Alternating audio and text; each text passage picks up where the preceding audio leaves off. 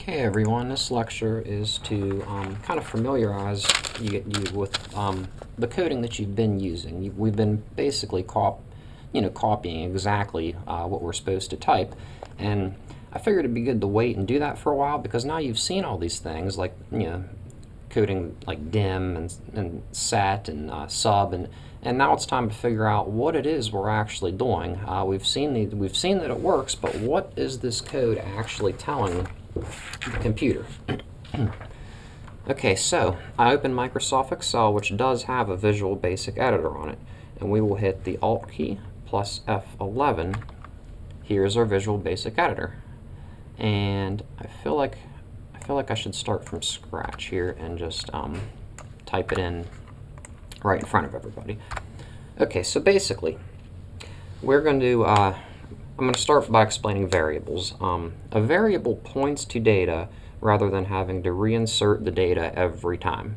So you can call a variable whatever you'd like to name it. You can call, let's just say you have the number, I don't know, 10,852. You could call that BN for big number.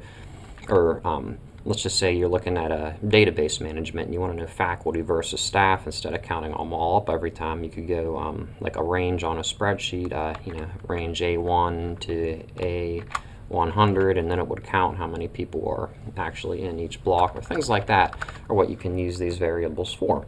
But a lot of that comes later. We're just going to basically look at the basics of it. So we're going to start a subroutine.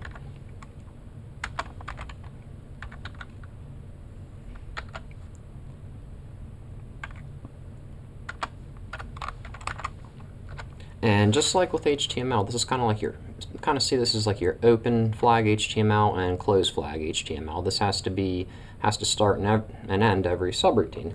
Now we are going to, I'm going to call my variable. Like I said, you can call it whatever you want. I'm just calling it a variable to make it easy to see what I'm doing. So I'm going to set my variable to 100, and then I want a message box to display the variable. So it's really as simple as the variable is 100, and a message box will display the variable of 100 when I run this. So I'm going to hit F5 to run it. 100. There's a message box displaying the number 100. Okay, so you can also use variables to point to what they call an object. So let's start another subroutine, and I'll show you how that works.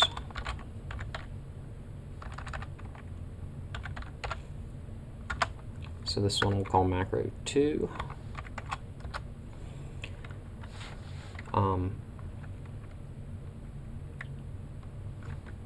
we're going to use the set function because we're not saying this is the variable, we're saying set the variable to an object. So set variable to, let's just do range.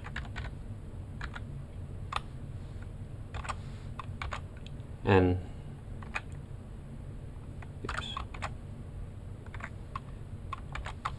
the range is going to be as simple as A1 over in our spreadsheet over here.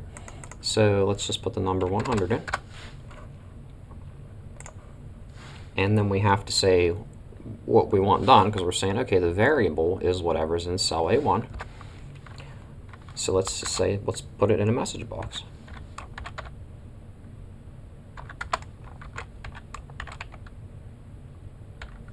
Oops. The message box will display the variable. Let's see if it works. There, 100 is displayed in the message box. Okay, now let's go a couple more steps here. I know we've seen dim a lot. Dim stands for dimensions, and use it to declare a variable. And what is meant by declaring a variable is there are different types of data. A variant can handle pretty much everything, but you can see it takes the most bytes of information. You've got your string, your double, your long, your boolean. And here, if you look along the bottom, there are more data types than that.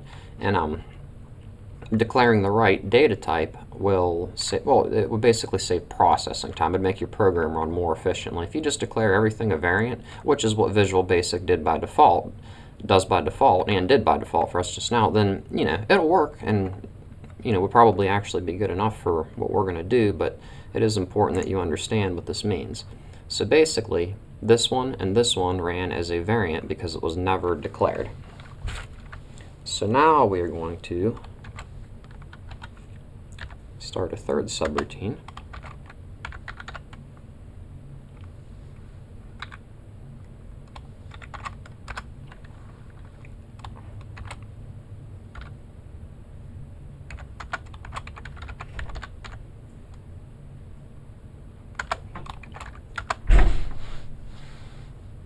Let's do range as one. It's not on that chart, but it should work because we're using the range of cells.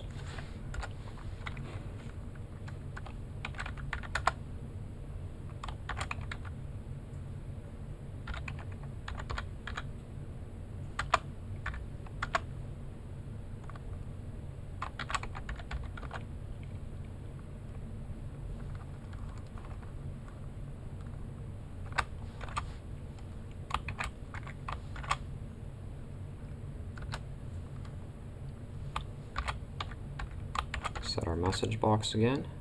We want our message box to read our variable. And that should work.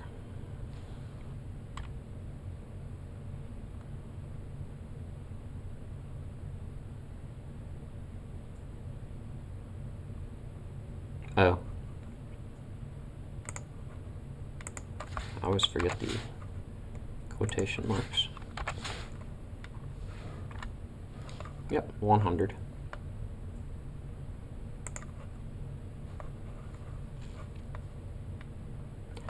So that pretty much covers it. The only other thing is, if you want everything to be set as a range, like all the code that would go below this, you can cut this out. And you don't need the space here, of course, or this extra line. And you can paste it here, and you would change this term to public. And then every single subroutine after this, if we started another one, just copy and paste one.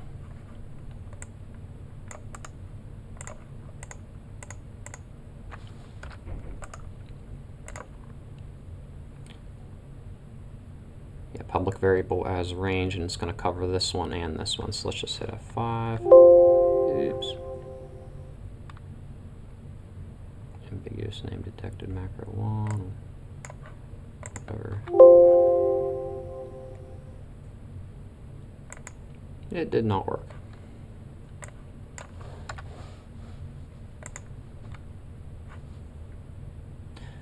But nevertheless, good enough. I'll figure out what I did there wrong there later on. I'm wondering why that other name was there. Oh. It's already up here. And it's saying public variable as range, which means everything is using it. It's not just what's below it. Let's try that one more time. Change this to 4. There, that's what it was. Alright, so that's the end of this little lesson. I want you guys to try this and play with this. Remember, it's in Microsoft Excel. And take a screenshot right now of this. Remember, it's Windows key, Shift, and S. And go ahead and take a screenshot of the code so that you know what to type in.